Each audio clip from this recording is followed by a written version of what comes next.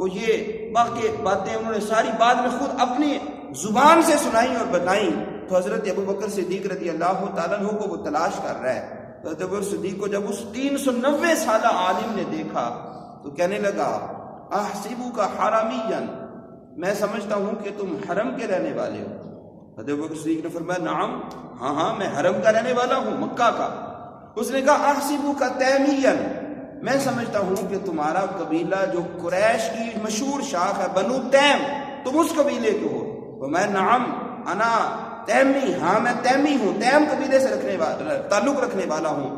انا عبداللہ بن عثمان بن عامر، میرا نام عبداللہ ہے، میرے باپ کا نام عثمان ہے، میرے دادا کا نام عامر ہے، اور میں حرم کا رہنے والا ہوں.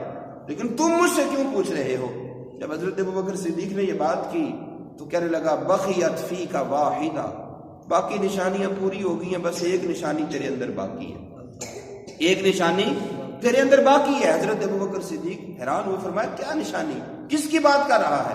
اس نے کہا کہ ایسا کر، تو اپنے ناف سے کپڑا ہٹا ذرا، تو تیری ناف کے اوپر میں دیکھنا چاہتا ہوں کہ ایک سیاہ رنگ کا نشان ہے، تل ہے کہ نہیں، میں دیکھنا چاہتا ہوں.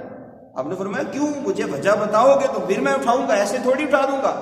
اس نے کہا اصل میں بات یہ ہے کہ میری 390 سال عمر ہو چکی ہے، اور میں بڑے بڑے پادریوں کے پاس رہا ہوں، میں نے پچھلی کتابیں پڑھی ہیں، اور اپنے صحیح اور درست ترین علم کے مطابق جو میں جانتا ہوں وہ یہ ہے کہ وہ آخری نبی جن کی خاطر رب نے ساری کائنات کو پیدا کیا ہے، وہ آخری نبی جن کی خاطر عیسیٰ علیہ السلام آئے اور جن کی خوشخبریاں دے کر گئے، وَمُبَشِّرًا بِرَسُولٍ يَأْتِي مِن بَعْدِ اسْمُهُ أَحْمَدُ، لوگوں میرے بعد وہ آ رہا ہے جس کا نام احمد ہوگا.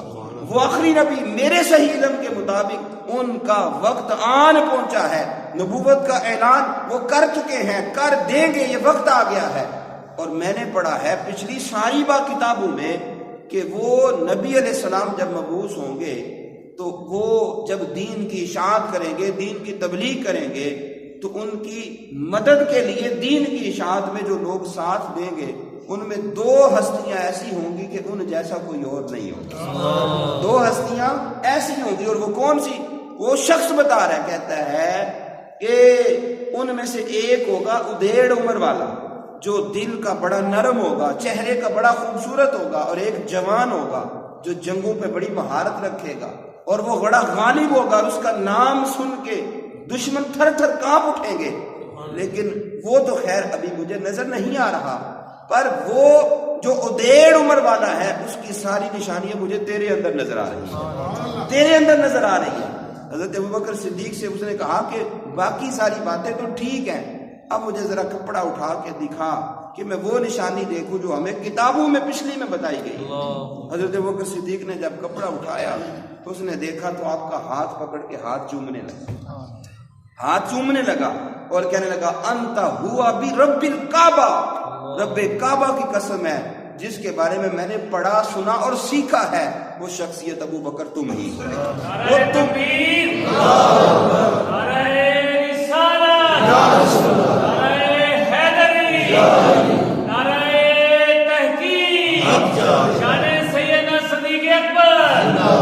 فرمایا وہ تم ہی ہو. اور پھر اس نے یہ باتیں کچھ کی. اور یہ دیکھیے یہاں رک کے میں یہ بات عرض کر دوں، یہ بات صرف یہ نہیں ہے کہ بس یہ ایک قصہ کہانی، آپ قرآن اٹھا کے دیکھیں تو اللہ تعالیٰ وہاں صحابہ کی جب عظمتیں بیان کرتا ہے تو ارشاد فرماتا ہے مثلہم فی التوراۃ و مثلہم فی الانجیل. محبوب یہ جو تمہارے صحابہ ہیں، تمہارے غلام ہیں، ان کی عظمت کے قصیدے میں نے تورات میں بھی بیان کیے ہیں اور انجیل میں بھی بیان کیے ہیں، صرف قرآن میں نہیں ہے. یہ سورۃ الفتح کی آیت نمبر 29 ہے، اس میں اللہ تعالیٰ ارشاد فرما رہا ہے کہ ان کی شانوں کے جو قصیدے ہیں وہ تورات میں بھی ہیں، وہ انجیل میں بھی بیان کیے ہیں. اب یہ اس لیے آپ اس سے اندازہ کیجئے کہ وہ کیوں کہہ رہا تھا کہ میں نے پچھلی کتابوں میں پڑھا ہے،